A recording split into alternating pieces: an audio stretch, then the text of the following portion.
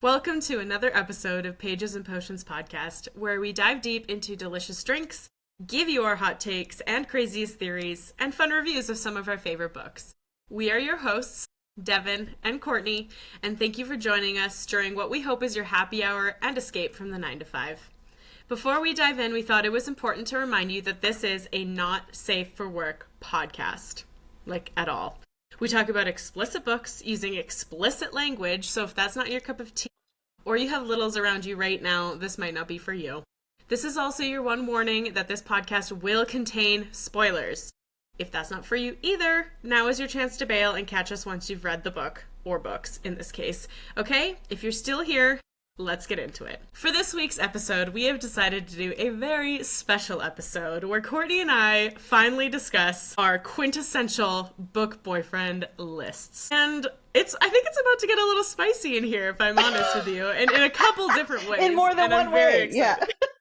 I'm very excited about this. I don't know what's on her list. She doesn't know what's on my list, and I'm very excited to talk about this. It's going to be a good time. As far as the drink goes, we've kind of decided to have a little fun with it, and we're actually each drinking our own drink tonight. So, Courtney, tell me what you're drinking tonight. All right. I am drinking. You see that? Yeah. Ooh. Looks a little milky. I am drinking a white chocolate espresso martini. Damn. Right? Okay. We had the white chocolate liqueur from the Brimstone episode, and I had all the stuff to make an espresso martini. I believe we did that at one point, or at least our take on an espresso martini. So I put the two together and I made an espresso martini, and I added about 3/4 of an ounce of white chocolate liqueur. So here I'm channeling my like a white chocolate mocha situation. I love it.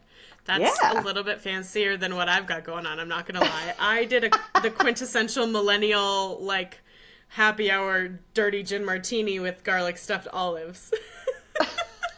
Very different. Very different. I went savory, you went sweet. Yes. I like it. Yes, absolutely. I was going to say mine is like the appetizer to the happy hour, and yours is like the dessert at a happy hour. It's true. And mine is in complete opposition to the type of men I like in my books. I like it. I decided to go with something no, I went with dirty because we're talking about book boyfriends. So I was like, this feels like it fits what we're about to talk about. I use like a gin mare, which is a gin that's actually distilled with olive leaves, basil, thyme, and rosemary. So it's a savory gin. And then I have garlic stuffed olives. No vermouth because honestly, like, who likes vermouth? I'm sorry, guys. I don't even know what the fuck vermouth is. Like, let's be real here. What is it? It's like I don't know. I feel not like even bougie enough for this shit. I don't know. Like it's like a liqueur, but it's not a liqueur. I don't know. I know that Ben's gonna be like, "What do you mean you don't know what this is?" All I know is when I do put it in my martinis, I put it in the glass, swish it around, and dump it like a rinse because I just don't want too much flavor. The sweet vermouth is a bit better. Like if you're making a Negroni or a Manhattan or something like that, it adds like that sweet factor. But it's just in a dirty gin martini, I don't want it to have vermouth. I just want it dry and dirty. All right. All right. Okay. On that note, cheers. On that note, welcome to the episode. Welcome to the shit show that is about to be this list sharing experience. Agreed. Oh, that is How good. many are on your list? I decided to be nice and I only put 5. You only put 5. Okay, I have 4. Okay, because I was saying to Courtney before we started recording this episode that I could do it one of 2 ways. I could do straight romantasy. I guess one of 3 ways, I should say. Straight romantasy, and like modern contemporary romance book boyfriends, or I could just do contemporary book boyfriends. And I decided to go romantasy because I feel like it's the reason why I started reading books again was like my book boyfriends, the first book boyfriend I ever had was from a romantasy novel. Sorry, my cat is losing her mind beside me. I know, you're excited to hear about my book boyfriends too, okay? Anyways, sidebar. So I went the route of romantasy because it just felt like it fit Amazing. the vibe. And I feel like yours is going to be a little bit different than mine. Yeah, I think so. I think so. Yeah, I Okay. went romantasy and dark romance I because like it. I also need to ask my family to be quiet. Can you hear them? No. Good. It's Okay. okay. They're This is all the nature of recording they're in our very homes, loud. cats and kids. Yeah. Cats, kids, dogs, you Yeah. name it. So Okay, why so don't we, since you have five, why don't we start with you? yeah, I was gonna And say we then, should go yeah, like from the bottom to the top because the yeah, number one, you know? yeah. Okay. Okay, so starting in the fifth slot of my quintessential romantasy book boyfriend list is from the Spark of the Everflame Kindred Curse saga. It is Luther Corbois because that man, it's the slowest fucking burn you will ever experience in your goddamn life, but Hmm. it is so worth it. It is worth every freaking morsel of like little banter he gives you, of every little So like great. slight little sidebar moment he gives you. It is perfect. I actually have a quote that I would love to read from Spark of the Everflame. She is so much more prepared than I am. My Sorry, God. guys. You are my queen, and I am your sword. Point me at your enemies and watch them fall. Lead this world, DM, and I will follow you. Into war, into death, into the tundra of hell itself. He took my palm and set it against his chest and just above the patch of unscarred skin that lay beneath his jacket. You are the fate of my heart. You are the fate my heart was spared for. As long as it beats, you will never fight alone. Oh, Guys, pen you know, call. Penn Cole, God, we Motherfucking love pen her. call. So good. Now, Luther did not make my list. He would have made my list if he would have sped it the fuck up. I know, I know. But you know what? I feel like there's no moment in that entire series where it would have felt appropriate ahead of that of its time. Like when I think back on that whole series and reading it at the time, like yes, we were like, "Oh my god, come on, man. Like let's get to it. Yeah. Just dick Yeah. her down already." But at the same time, I don't feel like there was an appropriate time, even though people in the book were literally like, "Oh my god, can you guys just fuck already?" Like I'm pretty sure his Like cousin is like, "Have you?" literally. Yeah. He I literally think that's says, one of the "Are you guys gonna fuck?" lines. Yeah. Yeah. It's Totally, so totally. good. And I think I agree. Like I think I agree that it happened like at the right time, but like come on, buddy. Like I let's know. let's speed it up. So he did not make my list because well, you'll notice a theme in my list. Okay. Okay. Yeah. So, anyway. Any All more to right, let's say hear on yours. our buddy Luther? No? I'm just really excited to see what happens with him and DM in book Me 4 because too. it's the quintessential climax, so to speak, of the series. Pun sort of intended. So we'll see what happens. Okay. All right. So I will start with my number four, because I only had four on my list. And number four on my list is Josh from Lights Out. So you haven't read Lights Out, right? No, I have not.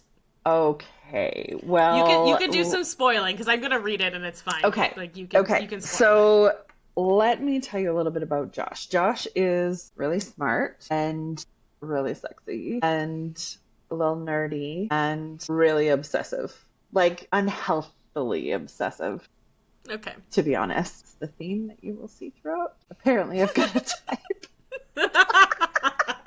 Like there's one scene in the book where like again, spoilers, but okay. That's the husband, so he can hear this. So he takes a knife and he sticks it in the mattress and then tells her to get on said knife and she has to ride the handle. It's pretty hot. I don't know if I have words for you right now.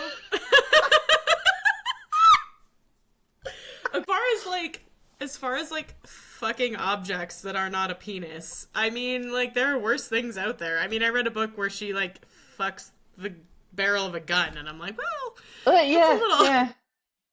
That one's on my list too. I kind of thought it might be. In case you were wondering, you guys, Courtney is like the dark romance, like absolute lover of this duo, and I'm like the mushy gushy, like I just want like a cutesy, but like manhandle me, you know? Yeah, well, exactly. So I really do enjoy Josh from Lights Out, and because he is obsessed with her.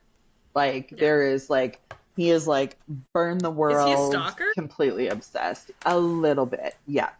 Okay. Yeah. Okay. Yeah. Interesting. Yeah. He is kind of stalkerish.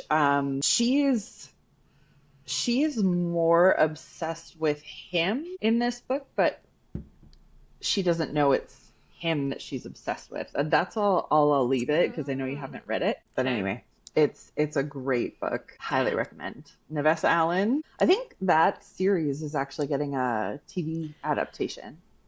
I literally just sent you that on Instagram before this. Oh, did you? Yes, it did get picked up. Yeah. Which is exciting. Yeah. It's always great when our books actually get picked up. I mean, whether they actually get made is a whole other story, but it's so exciting and feels so fulfilling and worthwhile as a reader and as someone who enjoys that kind of content to actually see it come to life is just like, I mean, you like look at Heated Rivalry. Like, no, I haven't read or sells. watched that yet. Oh my God, I need to watch it. I haven't watched it yet. I know. When do I ever sit down and watch TV? Like never. Courtney. And I'm like, I know I have to binge it. So I gotta watch it. Your kids cannot be around for that. I know. This is the other thing. There's so much sex. There's so much sex. You see so many butts. Like so many butts. But it is so good. Oh, and the books are really good too. I read like all 6 in like a week. Okay. Yeah. Anyways, let's not get too sidetracked. But yes, it's gonna get Lights Out will be picked up. It's exciting. You know what? No shame for your knife play. You do what you gotta do. No, I mean, yeah. As long as it's the blunt end, I'm not into the blood play, but like as long as it's the blunt end, we're good. No, that sounds aggressive. It does. So, who's your number 4?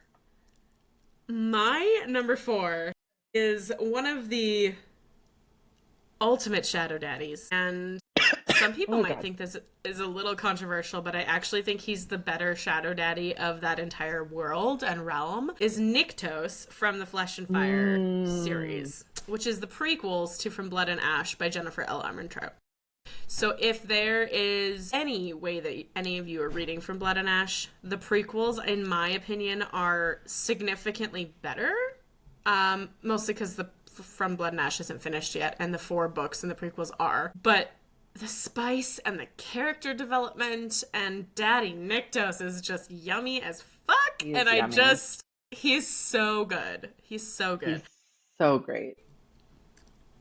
Yeah. I feel like I have a quote that I need to share that I just love. Of course you do. I just love him. Okay. You are who I fell in love with, Sarah. Every part of you, not just the easy stuff, but the complicated, messy aspects too. I love each part of you equally. You will always be what I cherish most, Lisa. Clasping my cheeks, he kissed the top of my head. Nothing will ever change that. And then there's sexy ones. If you don't leave, I'm going to feed for you, and I'm going to fuck you while I do it. I can sense your need, feel it, taste it. You're drowning in it. I'm fucking drowning in it. Then drown with me. Sir. Who's the dragon guy in those books? Well, there's Reaver and then there's Nectus. Reaver is so funny. Yeah. He makes me laugh. Yeah, Reaver is when he's a kid in the prequels, but he's the adult Draken in the full series, and then Nectus is the one that's the grown up in the prequel series. It's just so good, right. And he's so well written because it's really emphasized on Paige how much he cares about her life, almost to the point where it's more so than she cares about her life. Like there's definitely topics about unaliving themselves and trauma and self-sacrifice and lots of really heavy topics actually in the book that are handled quite well, I will say. And he is just like this steadfast warrior champion for Seraphina in the sense that he's like, I value your life more than you value your own life.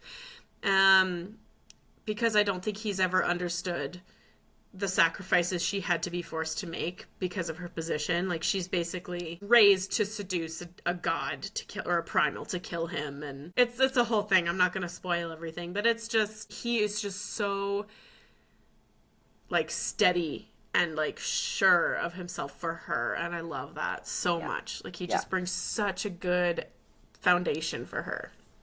Yeah, and he's so chill. Like, you know, like, he's just, you're right, like, steady Eddie foundation. Like, he's a good one.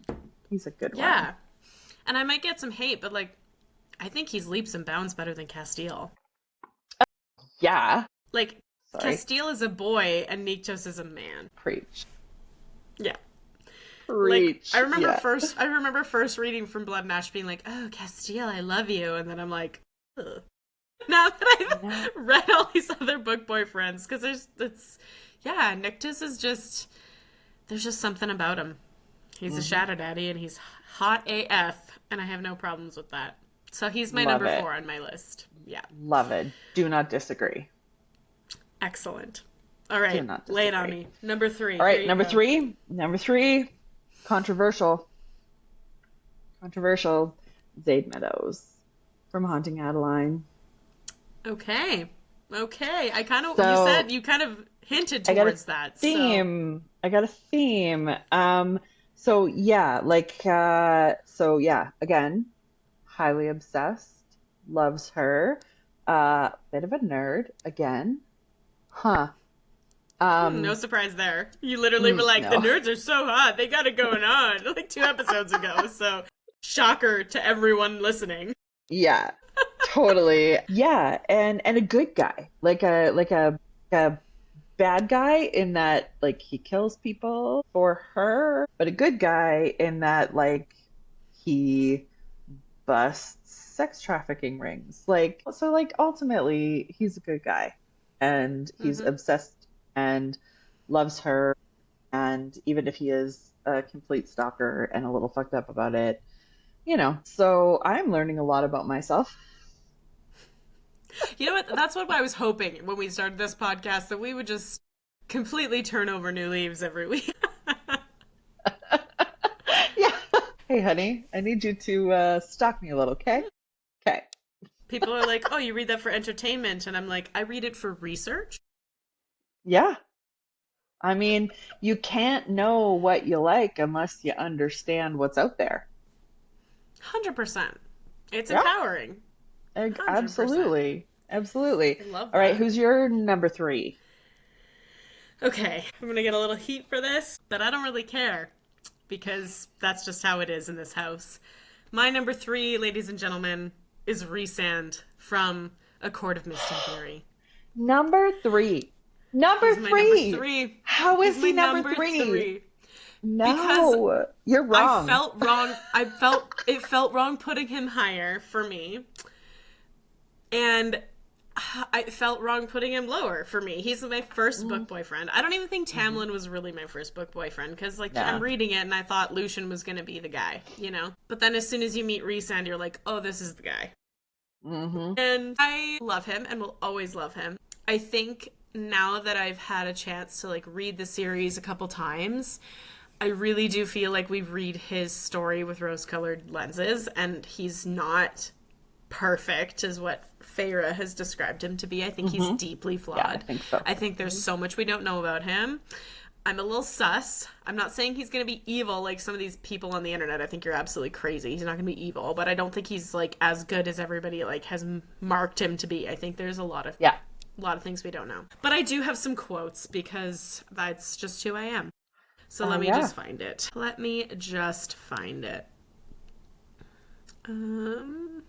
Give me a hot sec.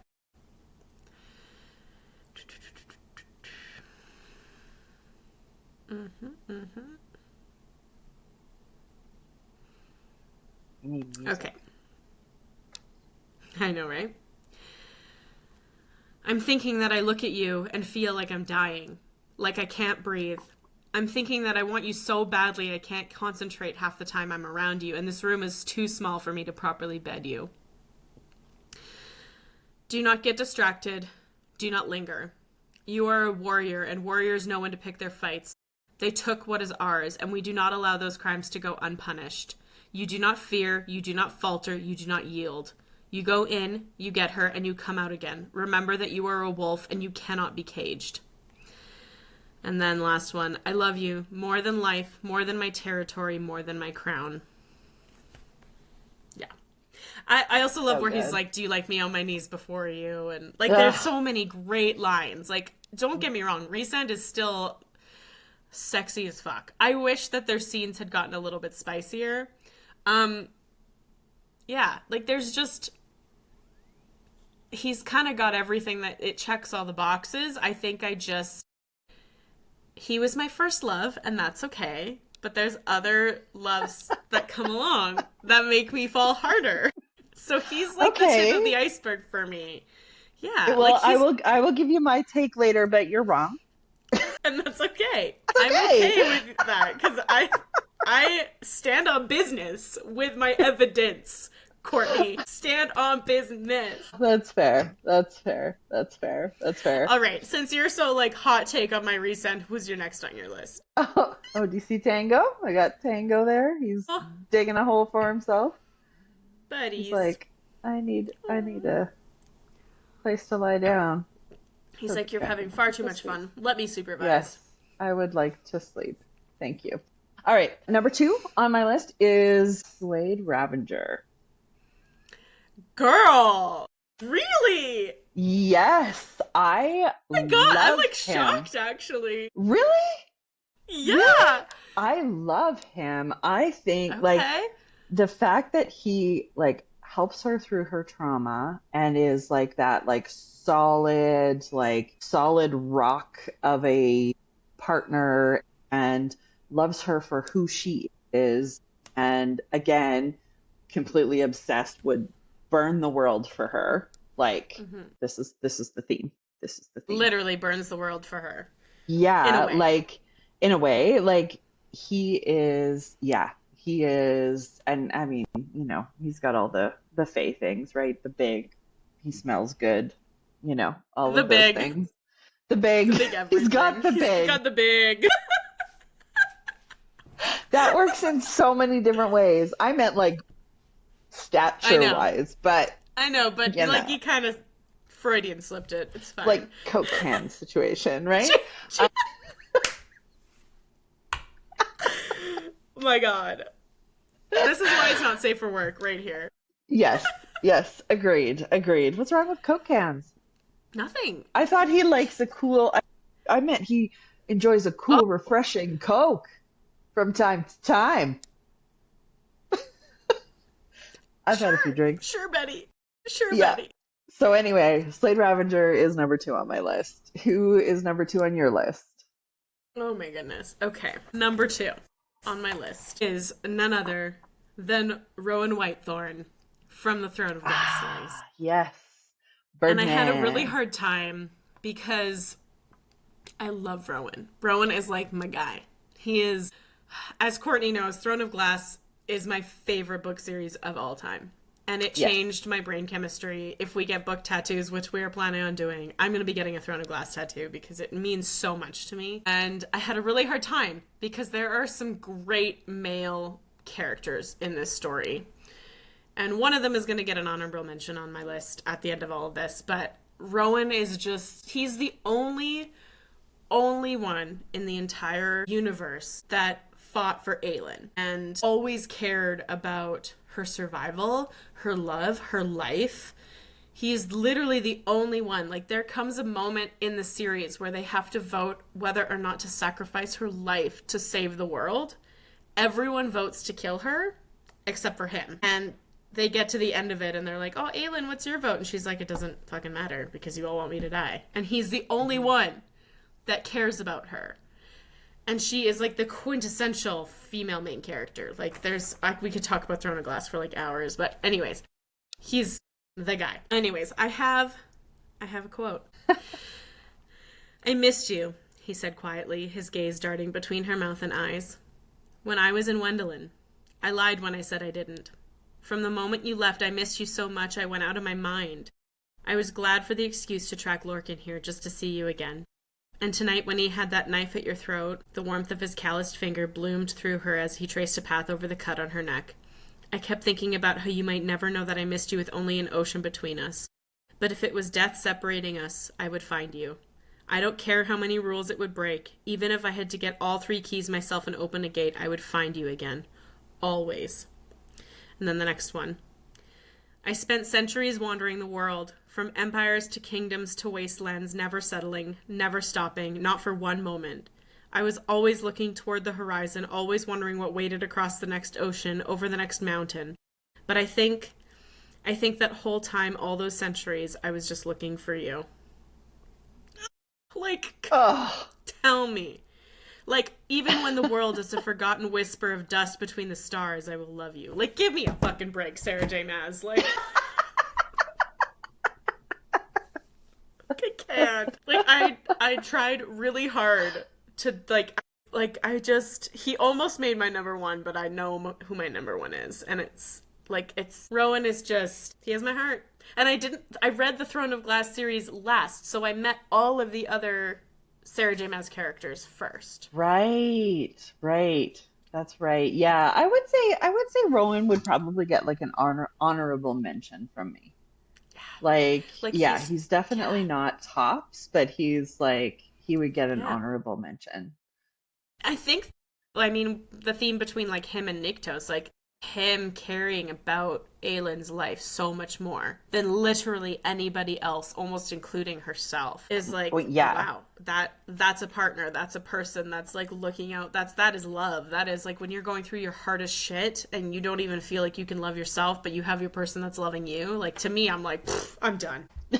Sign me the fuck up. Despite the fact that he has light hair. Yes. He's got like gray hair, so it's like silver, so I'm kind of like... We love a silver fox, right? We love a silver fox. I have no problem with that. Ben's turning a little gray, and I'm like, yes. All right. Mm-hmm. I'm okay with it. All right. Okay, so my number one. We all know who my number 1 is. My number 1 is Reesian. Of course he is. He was my first. Shocker. My first. Took your book boyfriend virginity. He really did. So yeah, so we've talked about how, when I started this reading journey, I was, very much like I'm not reading fantasy. Who do you think I am? I only read nonfiction, blah, blah, blah, blah, blah, blah, blah. Anyway, he reminds me so much of my husband, and at least in Mist and Fury for sure. And even a little bit in Wings and Ruin. And like, I know I'm very worried about what is going to happen next with him, because like when you think about the like kind of how he acts in Silver Flames, and then like with keeping all of the stuff from Feyre and all of that stuff, and then you hear Nesta and Azriel talk about him in Crescent City, right? And like you hear him and how he treats Bryce and the whole thing. And so like I'm a little worried that there's something going on there, and I'm going to be very, very sad about it if he's actually evil, or if he's lost his humanity, or whatever happens there. I'm going to be very, very sad about it. Just the unwavering love, support, teaches her how to do things like read, but uses humor to do a lot of those things. And like, yes, he makes her go get her own wedding ring, but like, it's kind of funny. And, I adore him. Like, and again, but same theme throughout, like would burn the world for her. Yeah. Burn the world, like scorched earth for her if needed. So apparently that's what I like. You have a theme.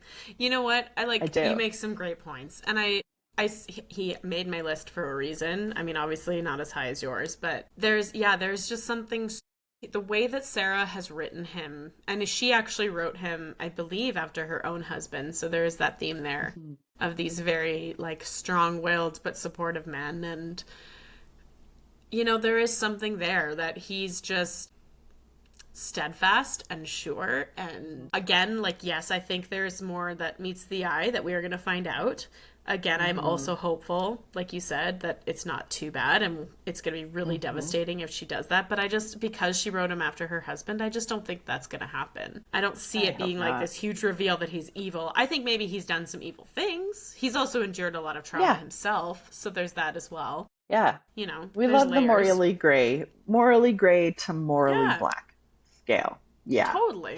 100%. It makes the character more interesting. Totally. Way more interesting. So, but yes, I think that's a very admirable number one. Very, very admirable. Very like, remarkable. Hard, steadfast. Yeah. Like, no one has unseated him. No, I don't think anyone will. I feel like the fact that you're like, he reminds me of my husband. I'm like, well, you're never going to have any other book boyfriend. Yeah, so true. But just the way, like, the way that he teaches her to read, like, obviously my husband didn't teach me to read, but like the way that he teaches her to read, like, there have been a few things in our life that he has taught me that he uses humor and he uses, like, you know, kind of like goading banter. And like that kind of stuff and banter to, you know, and so, yeah, you know, despite the fact that before he was bald, we had blonde hair and blue eyes. So it doesn't really fit the type, but yeah, personality wise. Yeah, 100%. Yeah. And I don't, like I said, I don't think you're wrong. I think it's a great number one. I think he's a super well-written character. And I just think that we are so lucky to have gotten chapter 54 and 55. So thank you, Sarah J. Maas, for blessing us with that absolute beauty. And you know what? Chapter 55 would be nothing without chapter 54. That's and it just proves true. It just proves that you need to know his character and you need to know his story and why he did the things that he did and how he got to where he is in order for 55 to be that sweet reward. Yeah, totally. And you're so much nicer than I am. Here I am like, you're wrong. You're like, that's a good point. It's because he's on my list. Like, if he wasn't on my list, I'd be like, what the fuck? I mean, I was absolutely floored that you chose Slade Revenger, but like, hey, teach their own. I can't believe my number one is not on your list at all. Like, I'm a little bit upset about that. We'll talk about him. It's fine. Okay. Who's your number one? Ladies and gents, my number one is the shadowiest of shadow daddies. The dragon riding, the sexy knife-throwing, hard-hitting, 8-pack, bedazzled, tattooed Xaden Ryerson. Bedazzled? I know, I said the word bedazzled in the same sentence as Xaden Ryerson. But it's true. It's fucking true. Okay? Number one. He is number one. And I'm going to tell you why. Okay, tell me why. Okay. His entire storyline in Fourth Wing, from the very moment we started reading the book, was to protect Violet, to support Violet, to further her life, further her cause, further her knowledge, and in the whole process, fell in love with her. A really complicated, not perfect, like deeply flawed woman who is super naive to her life, super naive to her surroundings, and also kind of naive to her own ignorance, truthfully. Like, Violet is a deeply flawed character, and I love her, but she's deeply flawed, which makes her a great character, because character development is 10 out of 10. But he, again, I think it's that whole, like, supports her, cares about her own life, but more than she does at times. That's just my theme of my list, apparently. And he is also so deeply complicated, and self-sacrificing and all of these things and loyal, and the lines, Rebecca Yarros, that you have given Xaden Ryerson. The fucking lines. I will give you that. Okay? I will give you that. Mm-hmm. Okay. I need to find a quote because that's just what I've been doing. My heart only beats as long as yours does, and when you die, I'll meet Malik at your side. Oh my gosh. Hold on. Which ones? Oh gods. Which ones are you calling out for? He asks against my flesh. Because it's just you and me in this room, Vi, and I don't share. You, my fingers tangle in his hair. I'm calling out for you. I appreciate the elevation to deity, but my name will do. Oh, I love this. Sorry to inconvenience you, but this year the role of Violet Sorengale, he points to me, will be played by Zayden Ryerson, he taps his chest, who will drag her, kicking and screaming if he has to, into a real relationship with real discussions because he refuses to lose her again. If I have to evolve, you do too. Like, he challenges her. He makes her see, like, herself in different ways, and, like, he's a 10 out of 10. He's a 10 out of 10. You're but capable of hurting communicate. me. Yes, he can. Yes, he can. You read that book again, Courtney. You are wrong. He is trying to communicate with her. He's trying to help her. He is not. See, he can't tell her anything. He is. Because he has... No, I think there's stuff about her powers that is preventing him from communicating, and I think you're wrong. He is absolutely communicating with him. And also...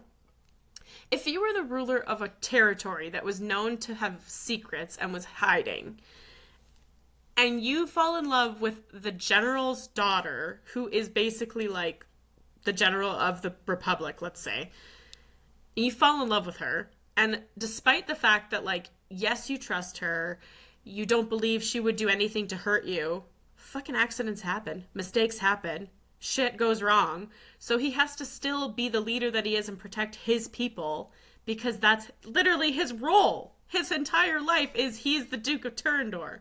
And if he falters on that for 1 second, an entire nation of people falls. So he might not be as communicative as maybe we want him to be in the moment, but at the end of the day, he's doing it for the much bigger picture. And I think we're going to learn so much more about it in the next book. I can't wait for the next book.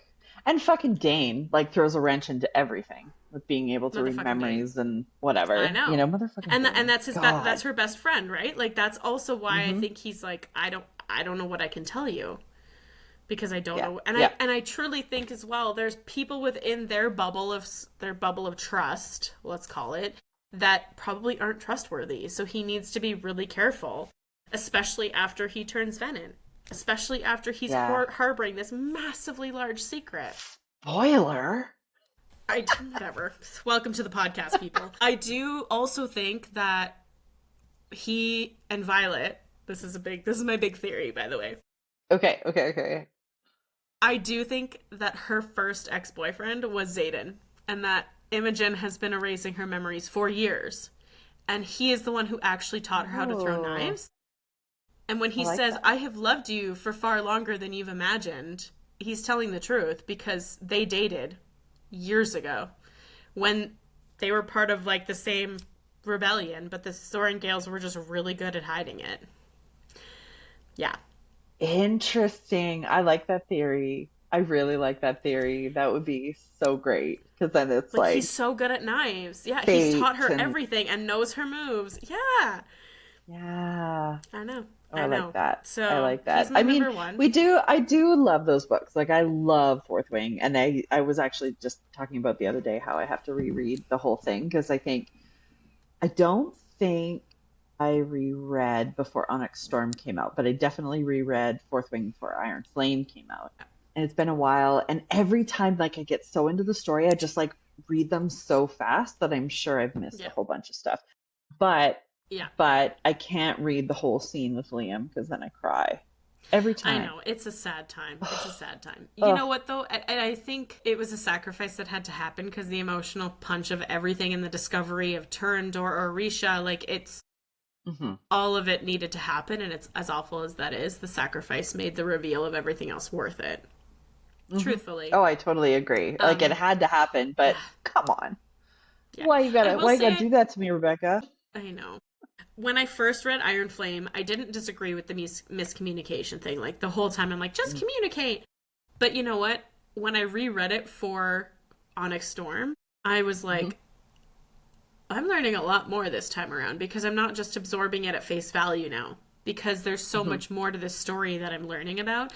And I feel like I do need to reread that story again, because there's just so much that we don't know, but we do know because it's right in front of us, apparently, according to Rebecca Yarros. And there's just so much more to learn. And I love that story. I love where it's going. I think it's so exciting. Like, she's so great at writing out battle scenes, and I'm just very excited to see where it goes. And I'm like, I'm ready for Zayden Ryerson to be basically full Anakin Skywalker. Like, he has to go full big bad Shadow Daddy in order to become the hot, sexy wing leader that we know him to be.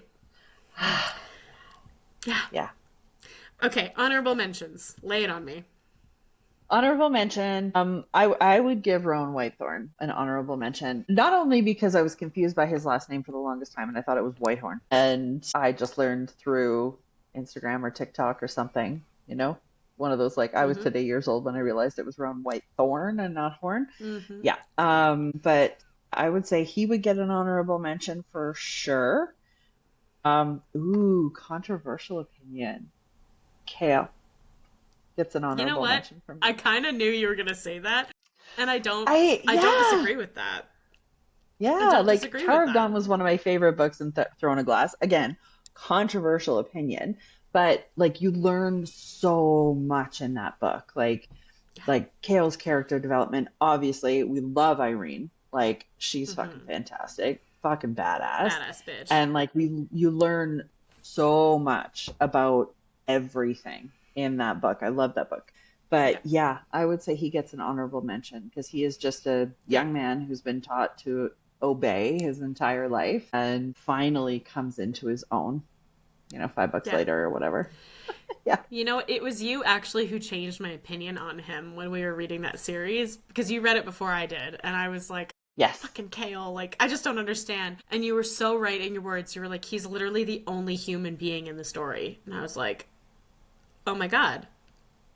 Yeah, he is. He has no magic. He's not a fae. He's not a witch. He's not, like, he's literally the only human in that story. The only one.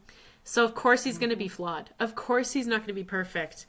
Like, it was just such a brilliant way to make me look at him in a new light that I was like, holy shit.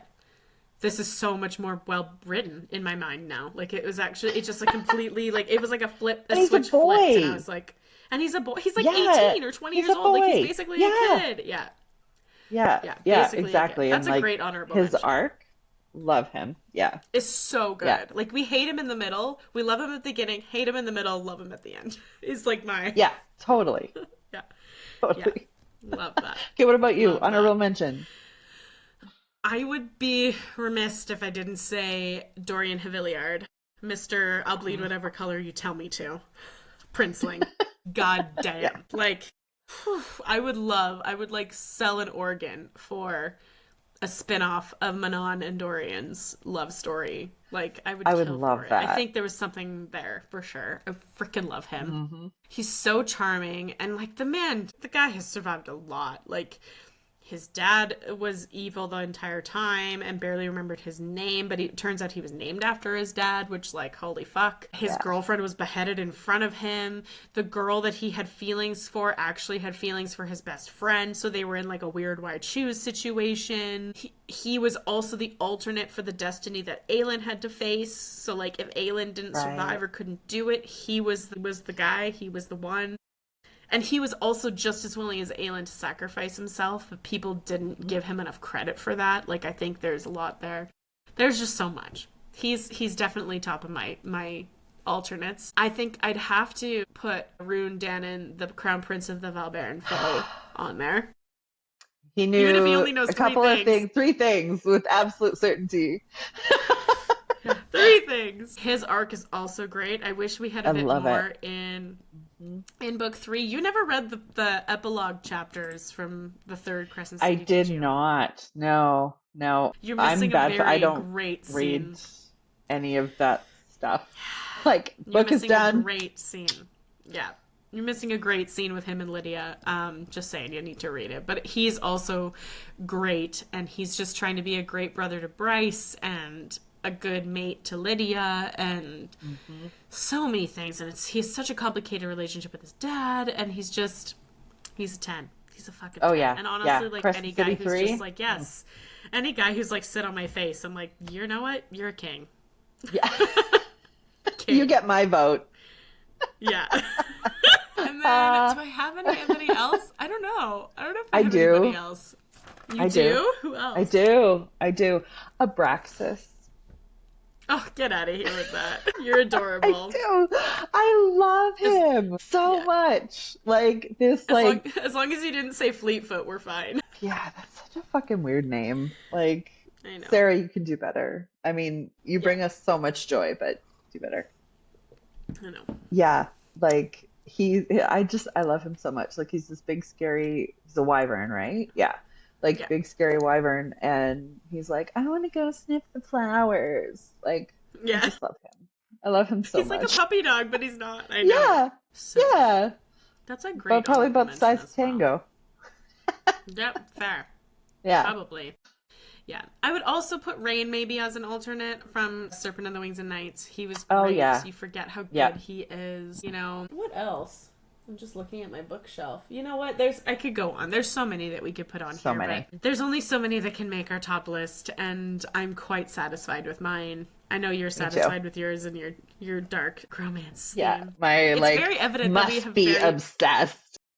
Yeah, we have like types. Yours is like obsession, and mine is like I don't even know what mine would be. Like not self-sacrifice, but like ensuring that the woman he loves doesn't sacrifice herself. Yeah, something like that. Yeah. Unwavering supportive support and love. Yeah. Super supportive. Yeah. We love a supportive king. We do. Barf.